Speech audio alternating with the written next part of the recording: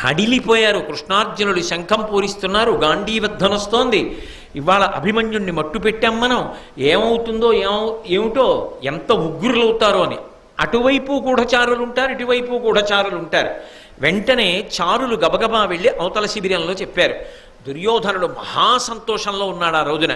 ఎందుకని అంటే అభిమన్యుణ్ణి చంపారు. ఒక మహావీరుడు చచ్చిపోయాడు. అర్జునుడు మానసికంగా దెబ్బతిన్నాడు. ధర్మరాజు ఏడుస్తున్నాడు, నకుల సహదేవులు ఏడుస్తున్నారు, సుభద్ర ఏడుస్తోంది, ద్రౌపదీదేవి ఏడుస్తోంది, ఉత్తర ఏడుస్తోంది. ఇంతమంది శోకానికి కారణం కాగలిగారు. అధర్మమో ఏమో, పిల్లవాణ్ణి మట్టుబెట్టి చంపేశామా లేదా? మంచి సంతోషంలో ఉన్నారు అందరూ. చుట్టూ రాజులందరూ కూర్చుని ఉన్నారు. చారుల వలన తెలిసింది అర్జునుడు ఇటువంటి ప్రతిజ్ఞ చేశాడు అని. వెంటనే సైంధవుడు కాళ్ళు వణికిపోయి ఒళ్ళంతా చెమటలు పట్టేసి హడిలిపోతూ దుర్యోధనుడి దగ్గరికి వెళ్ళాడు.